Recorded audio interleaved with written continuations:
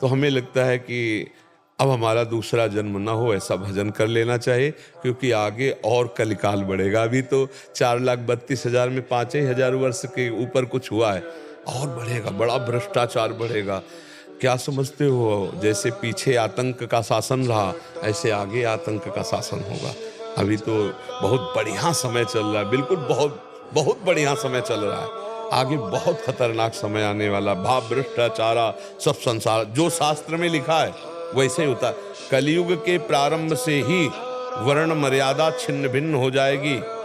देख लो आप, जो हमारे शास्त्रों में लिखा है, कलयुग के प्रारंभ से ही जहां वो बढ़ना शुरू करेगा, पिता अपनी बेटी के प्रति गलत भावना रखने लगेगा। ऐसे सुनने को मिलने लगे हैं कि अमुक पिता ने अपनी बेटी से ऐसी गंदी हरकत की। पुत्र अपने माता पिता को पीटेगा, अपमानित करेगा, घर से निकाल देगा, सुनने को मिल रहा है। पतिव्रता का भाव ही नहीं रह जाएगा। कई पुरुषों से संबंध बनाना तो पहले ही हो रहा है।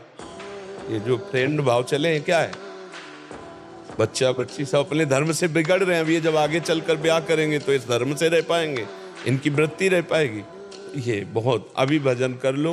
भगवान बड़े कृपालु हैं, वो कभी किसी को दुख नहीं देते। हमारा कोई कर्म होता है जो हमको दुख देता है, हमको उस समय भी भगवत भजन करना चाहिए। दुख में हमारे को प्रभु का कृपा प्रसाद मिलता है, सुख में भगवान का दुलार मिलता है। दोनों में हमारे लाभ है। हमारे भगवान जैसे सूर्य भगवान से कभी अंधकार नहीं मिल सकता, क्योंकि जहां वो होंगे प्रकाश होगा।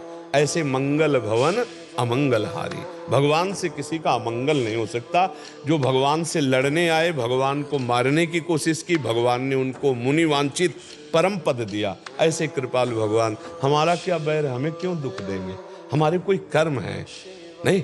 अब जैसे सरकारी आदमी आता है, पीटता है, बंदी बनाता है, न्यायाधीश हमको सजा देता है, जाओ आजीवन कैद, इनका हमसे दुश्मनी है क्या?